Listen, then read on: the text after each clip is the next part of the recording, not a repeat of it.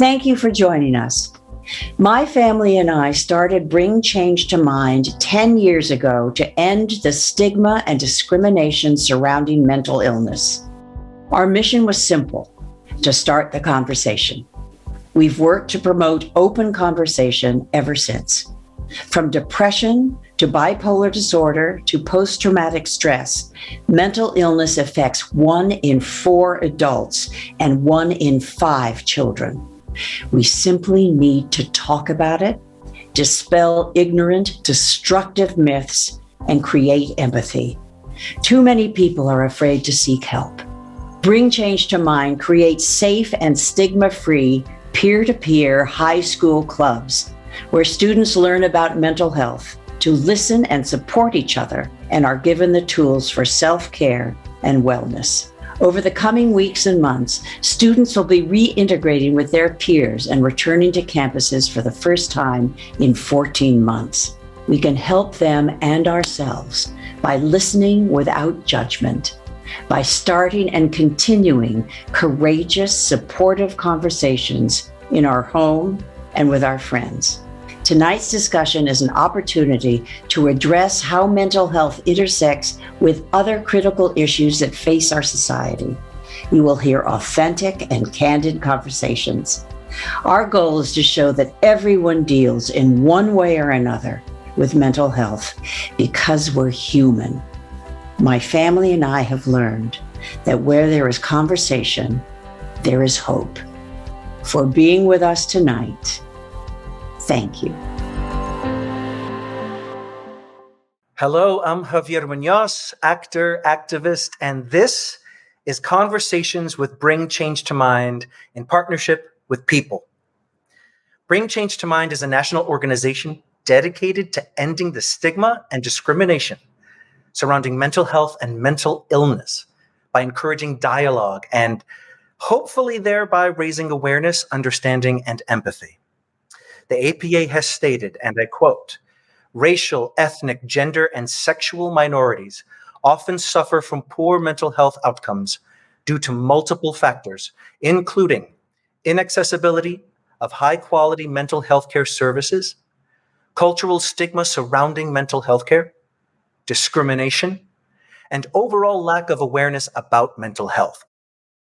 And at this particular moment, after a historic year of reckoning and isolation, we are exploring the intersection between race and mental health.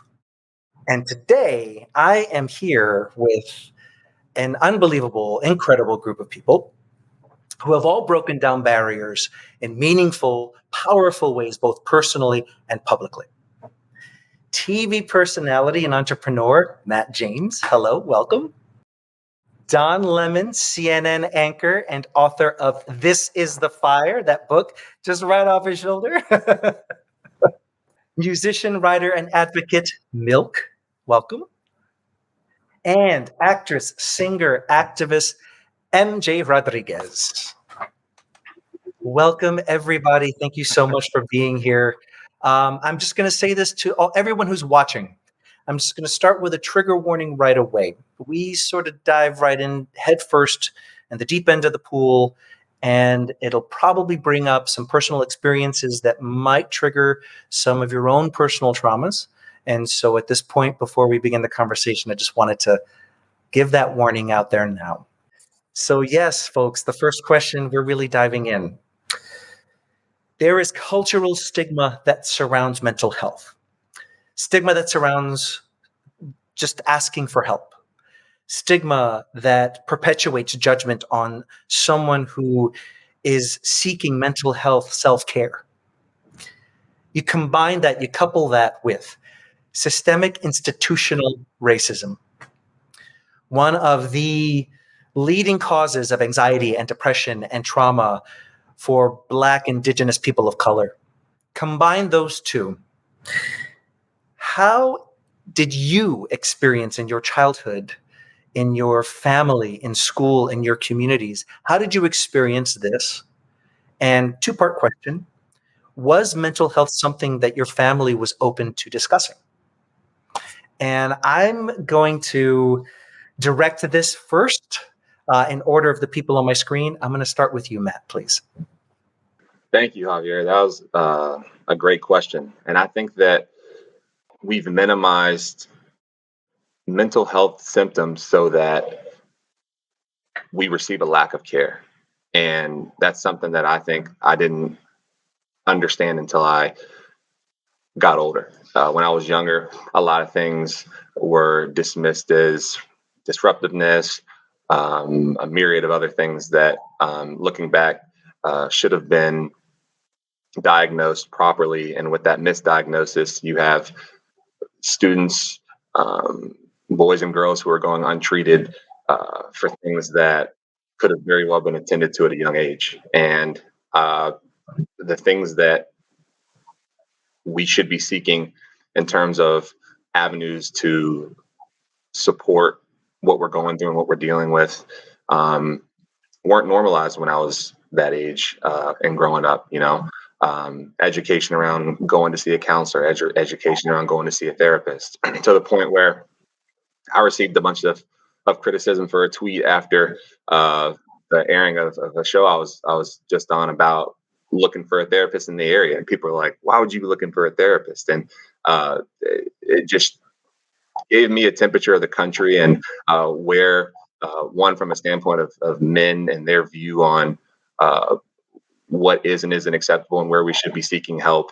And it's on people like us who have a voice and can create spaces for people to do and act on these things that they should be acting on to receive the care they need. Thank you for that. And I'm going to move this over to you, Don. Well, growing up, I personally didn't have to deal with, I don't think, mental health issues, but I did have to, directly, I should say, but indirectly. I've had people in my family who were bipolar, but then growing up, no one knew what bipolar was, right? There wasn't a name for it. They were just like, oh, this person is crazy. And then they would, sort of ostracize them and push them to the side. I personally had to deal with holding a secret about being gay, and that did affect, I would say, my mental health, but not in a sense where I have to go and seek, medication or anything like that. But I think I always had sort of a low-grade depression, and I isolated myself as a child because I was holding this secret that I didn't want people to know about.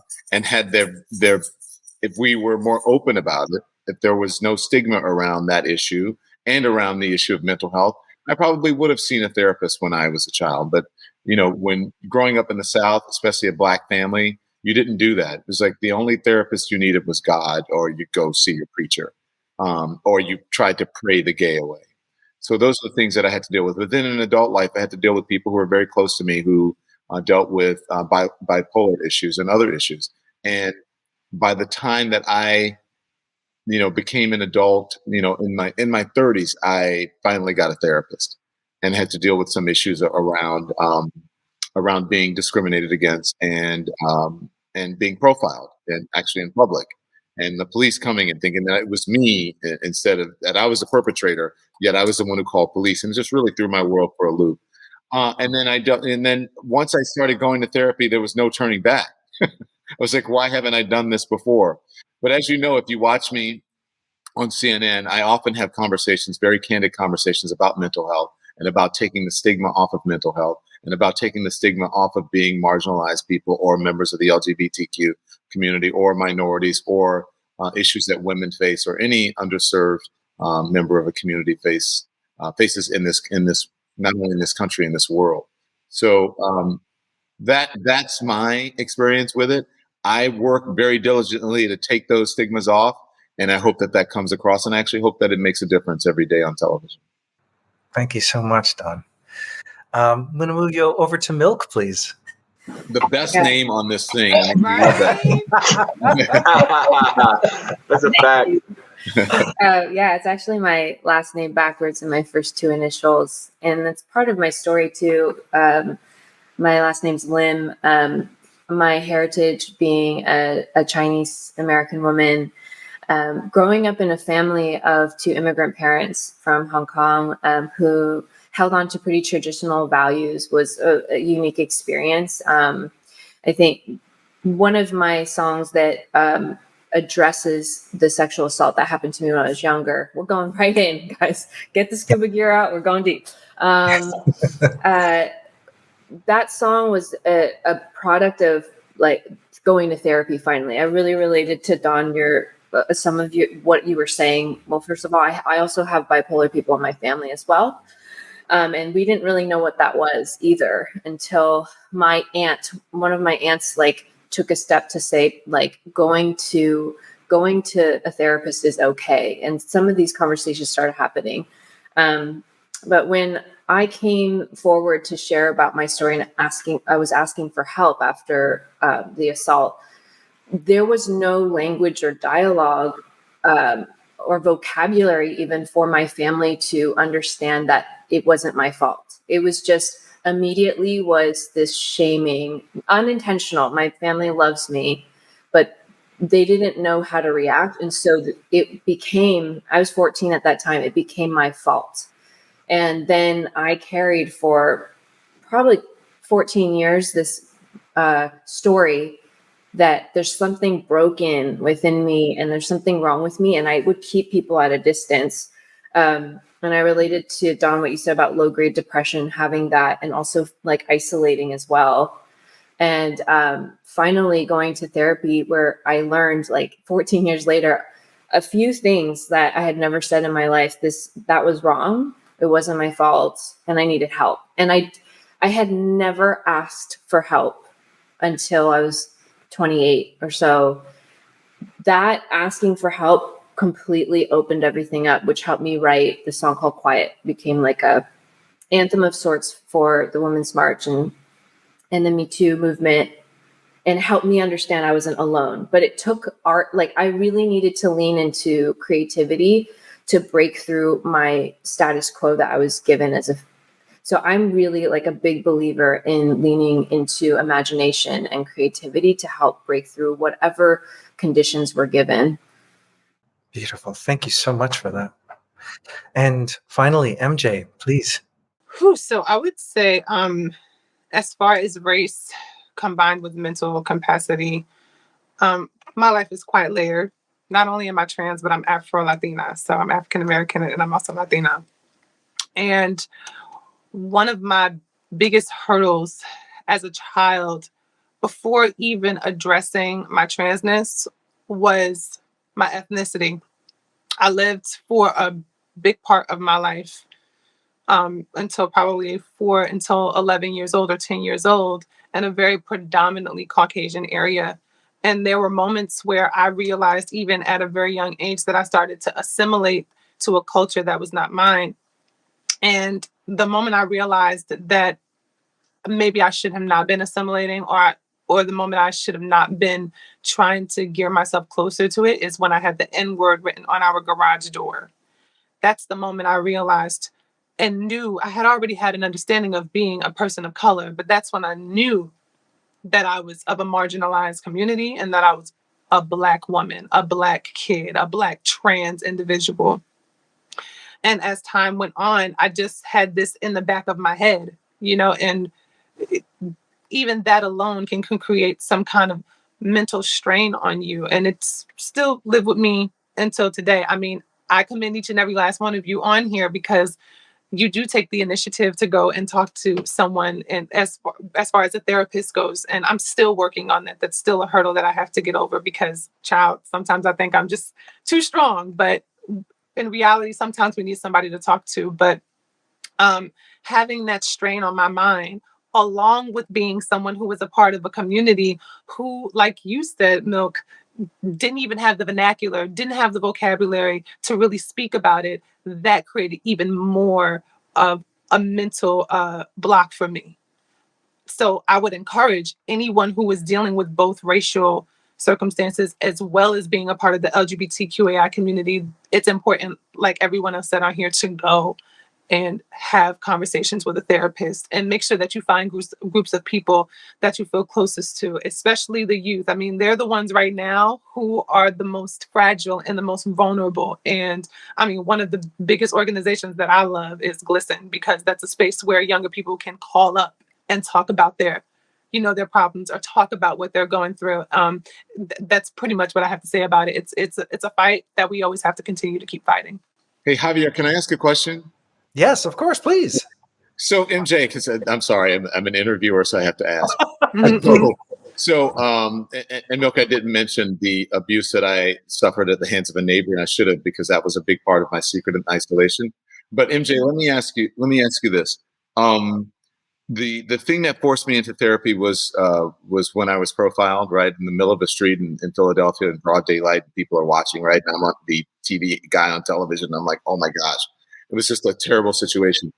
And so that forced me into therapy. I had a mindset just like you about not wanting to go to therapy. Why haven't you gone? Why won't you go see someone?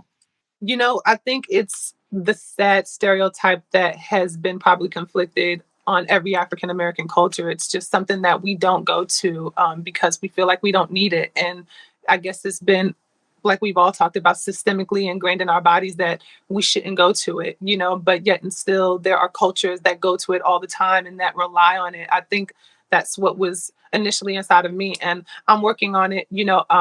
I'm trying my best to make sure I do it. Sometimes, like I said, I think I'm so strong that I don't need it. And that's just not the truth. We all need someone to talk to. So, Don, honestly, I think that's the reason why I haven't. And are you going to? Is there anything we can do to convince you to go? Yeah, I mean, anything you can do, I'm down for convincing, and I definitely want to start as soon as possible because, child, things are getting crazy, and a girl needs it. She needs it. Well, actually, to springboard off of everything you all just said, particularly you, MJ, I want to sort of segue into a conversation about safe spaces. In Hamilton, when we opened, and we were these stage full of people of color trying to tell an American story of absolutely our white founders. And the backlash that we got from that was just the beginning, just the tip of the iceberg of what would become a sort of snowball effect of anything that we shared publicly as a cast about our lives individually became a target. And so really creating that theater as a safe space for all of us to come into was sacred. And having our safe spaces outside of that was even more sacred. And so my question to you all is, why do you think safe spaces are so, personally, why do you think they're so important for mental health? And where do you feel most safe? And I'm going to go backwards. So I'm going to start with you, MJ, on that one. Well, I will say this, Javier, the musical theater space is definitely one of the greatest spaces to be and feel most comfortable and feel the safest in. And I would say more than anything for me, with, doing film and television, spaces that are more inclusive when it comes to diversity. I'm a huge person on understanding people of different walks of lives and getting to know them, as well as them opening space to get to know me so that we can make it easier for the next people that come in after us, or open up the conversation for the people who have always been there, who've never wanted to have it. So for me, the most safest spaces for me, even though it may seem uncomfortable, is a space of diversity, because you can have the conversations. And yes, sometimes you may have to, ruffle some feathers, but the fact that there's different people from different walks of life, they're able to chime in versus it being just one person over here or one person over here. So for me, yes, musical theater, spaces of diversity. And also in general, the LGBTQAI community. I mean, there's a lot of open outlets. One, the New York City Center, LGBTQAI Center, that's another safe space where everyone goes to, not just LGBTQ members go to, but people outside of the community go to, because it feels like a safe haven. It feels like a place where you can just let down your hair and have conversations about things that you probably wouldn't be able to have in the workspace. So, those are the safe spaces for me. I love that. How about you, Milk? I'll move this over to you. Yeah. Well, first off, I want to say, MJ, I am a big Nurse Jackie fan, and I remember your performance on there. Oh, you remember that? Oh, snap! It was so great because it helped me see another side of what it's like to be a trans person, and your performance was so great. It was very likable on that. So I want to echo that. the diverse spaces and art that is aiming to tell stories are so powerful. For me, I feel like safe spaces are important. I was talking to someone close to me, and he had a problem with the word. He's like, I hear safe space all over the place. What is this? And I said, I think being born into this system that we didn't choose, there's a sense of feeling this like pushing in, like even I live in Los Angeles, right? And there's ads everywhere. There's messages. There's these things that are pulling and pushing at us. And like to create a bubble of space is so meaningful to us because we need it. I think we are actually these wild beings, and we're these animals, right? Like that we need that open space. And so I feel that's to me why that word is coming up. And I was trying to explain to my friend, like, this word is very sacred. These words, safe space, are sacred to us because we're searching for them.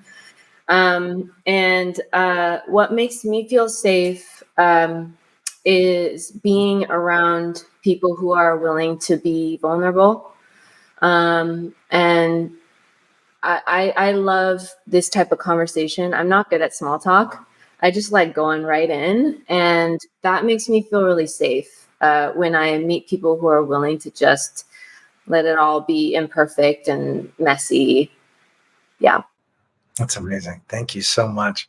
Don, you're up, sir. Well, for me, it's going to, I know, so Milk, this is going to ring familiar to you because I have an issue with safe spaces. I don't really like the term safe spaces. For me, the safest place to be is in an uncomfortable situation. My safe space is actually in front of the camera. I mean, when I sit in front of the camera, it's so weird. I started noticing this during the pandemic. When I sat in front of the camera, it gave me, I felt self-possessed. I felt a sense of autonomy. And I felt like, thank God I have this platform because so many people don't. So I need to speak for the people with a platform.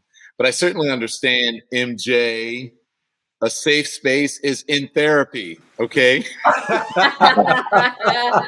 And I do believe that there should be, so I don't like the word, that's in general, I don't like safe spaces, especially, when you're, I think the best thing to do to make you a stronger, tougher person sometimes is to confront issues head on and to confront your detractors and enemies head on, because it gives you, it just gives you a sense of freedom and accomplishment. Like, yeah, I took that on and now I'm good. I can stand in this space and be myself. But I certainly understand that that some people do need those spaces, and those spaces can be therapy. It can be, AA. It can be, any sort of addiction prevention group or whatever it is. It can be your family, and it can be places too in schools where like-minded people come together. But I feel safer, quite honestly, when I'm confronting people about issues. So being in front of the camera is a perfect place for me to be able to do that, and that's where I feel the safest. That's really awesome. And we're all lucky for it. We're all better for it. Thank you, Yeah. Don.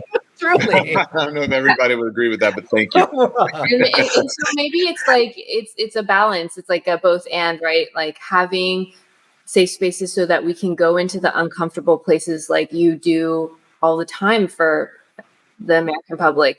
I think that's important too, and I like that acknowledgement. Yeah. I'm going to throw this over to you, Matt, if you'd like to answer this as well, please. Yes.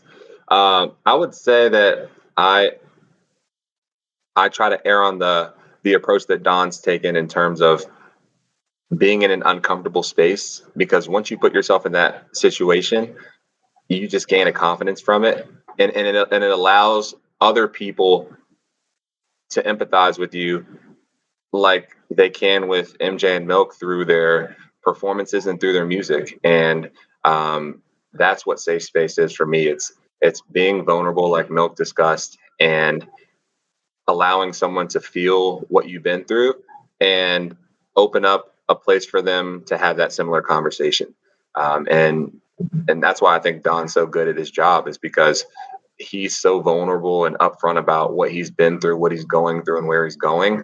It allows people who are going through similar things to relate on that common ground and have a discussion with them, being as it's on a national stage. There's not a more public way to have that conversation. So him taking that leap and allowing other people to see, hey, if someone's going through what I'm going through, and is that comfortable talking about it? Like maybe I should be open to that type of dialogue. And that's what I try to do on a granular basis when I have conversations with people who are going through a handful of things, just telling them, trying to find common ground and share things that I've been through with the hopes of them opening up and having a breakthrough. I'm going to hop on your answer there with another question, Matt. Because I've spent the day researching all of you, by the way, because I know you all, but like I really wanted to be prepared for this. So I was looking, I was looking at the organizations that you've been so passionately creating and working to manifest since your show, and your entrepreneurship is just, it's amazing, it's inspiring, and it's clear that you're to me that you are finding where the need is and targeting that need directly. And so my question is specifically regarding mental health practices and services. What would you like to see in these communities that you're already working in? What would you like to see them have more access to regarding mental health services? I think that there needs to be conversations about the various forms that are accessible. I think a lot of it, like Milk alluded to and MJ and Donna both spoke to, is that there wasn't even vernacular for them growing up to discuss and have conversation around what they were going through. And the education piece for me is key. And where do we have the most access to the next generation of thinkers, change makers, and the future is our school system. So having those conversations early and often about how to access a counselor, how to access a therapist, education around and against stigmas, mainstream discussions around depression in its various forms, as everyone on the calls alluded to,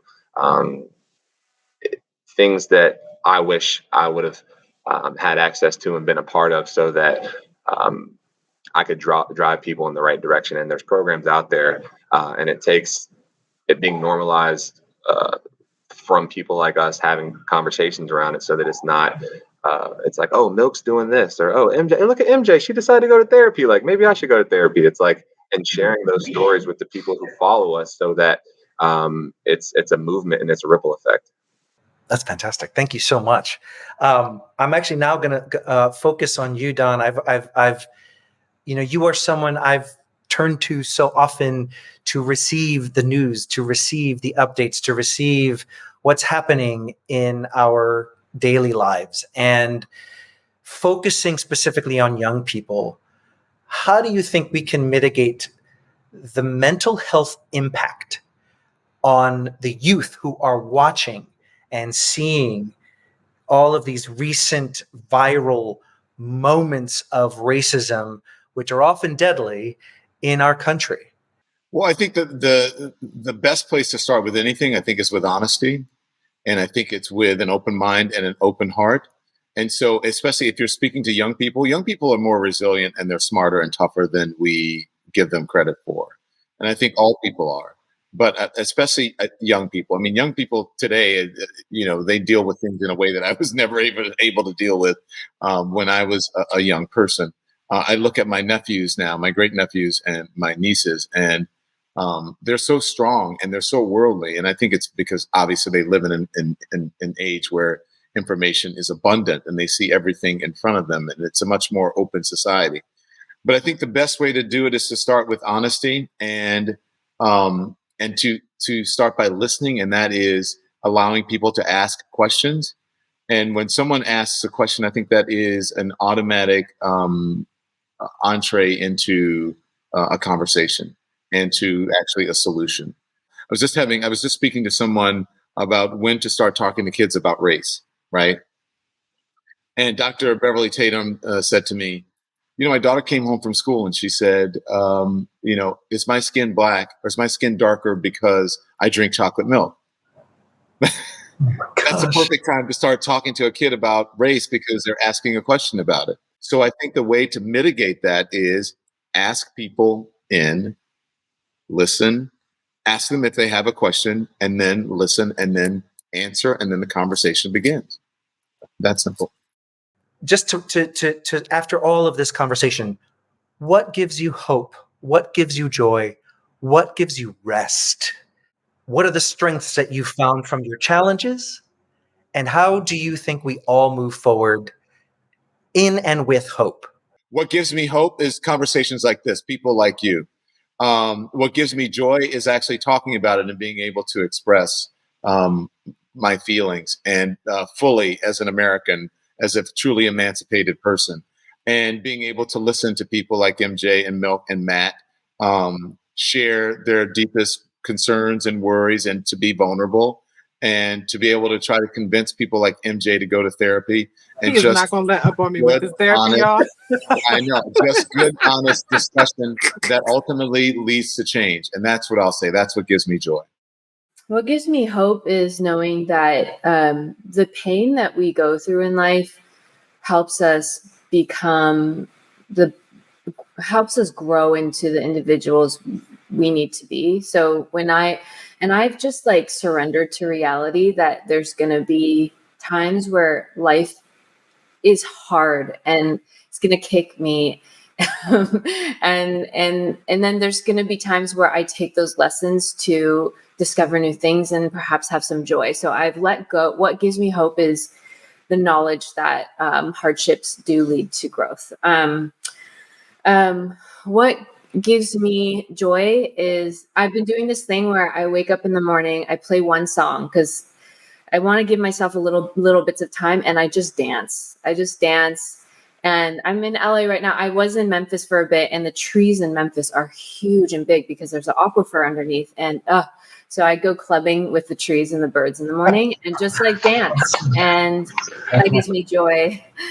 What gives me rest is, oh man, I just wrote a song called Slow Me Down because I think that it's an active revolution to take our time in a world that is constantly rushing us.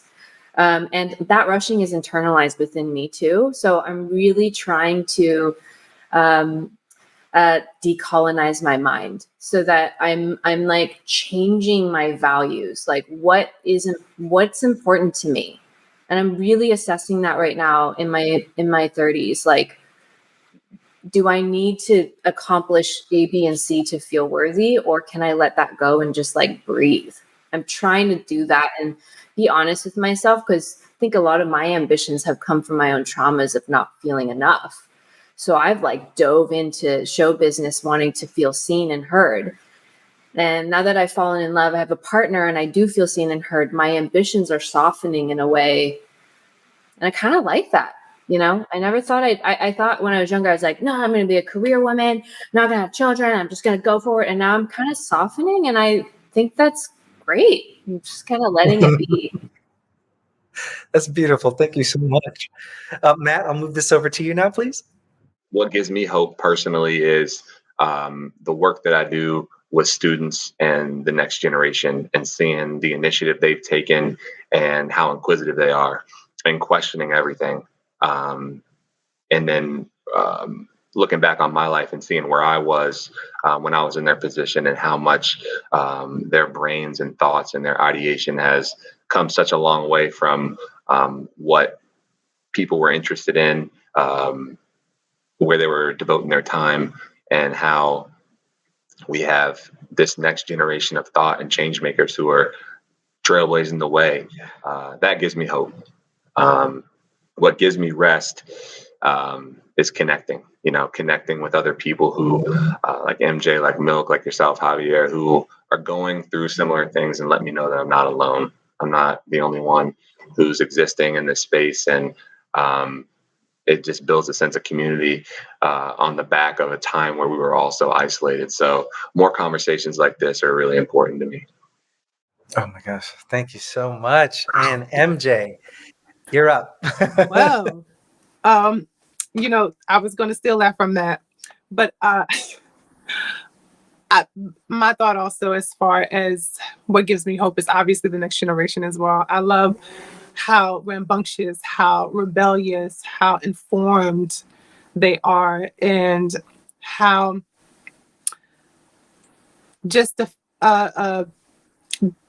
not defiant in a bad way, but defiant when it comes to justice and making sure that it happens. I love what they're doing now. I mean, like Matt said, I was in a time, I mean, I'm still young, but the young ones is, they 14 and 15. And, at that time, I didn't have the angst to go out and protest like how they're doing. Like, they're out there and they're fighting. And I'm so glad that there is not only an outsource of television and media to really show them what's going on, but I know for a fact that some of their parents are actually encouraging them. So I'm really hopeful for them.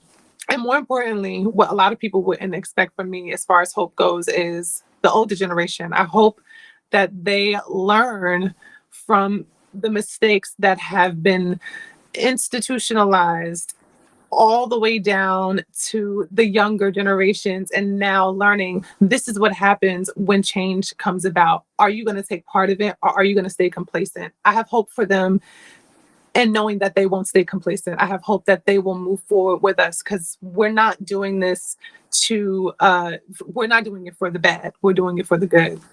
And what gives me rest is my meditation, honey. I love to meditate. I love when my spirit is at peace. I love when I can listen to some music that sends me to another realm, sends my mind to another space. When I'm dealing with so much that's happening in the world and also business-wise, I just have to make sure I center myself. I take 20 minutes out of my time and I check on me, because who else is going to check on me?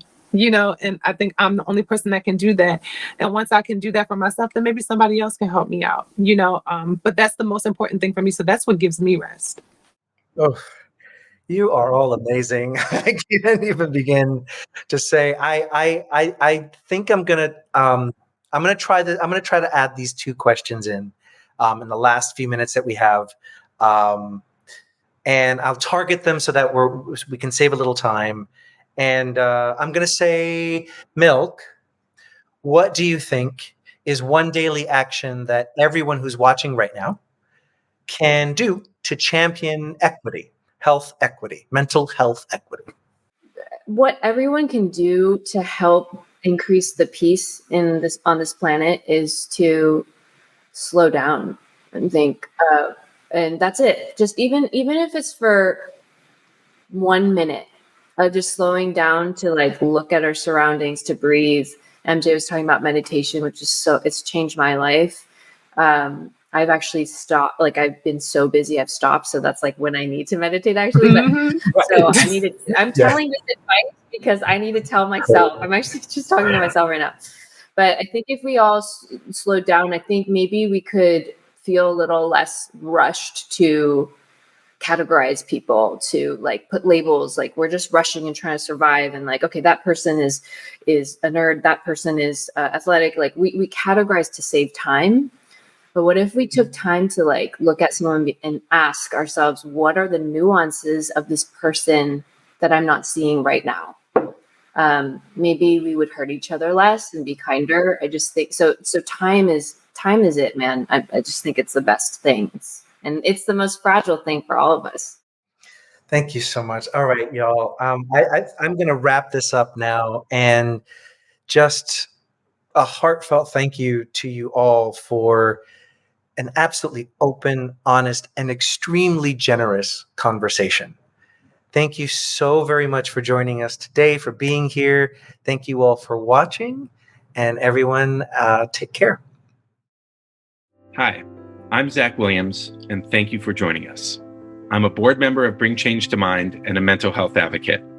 I came to this work after I lost my father. I really struggled with his death. It is so important to talk about mental health and to end stigma. I encourage you to join us in having open and honest conversations about mental health. It can be simple.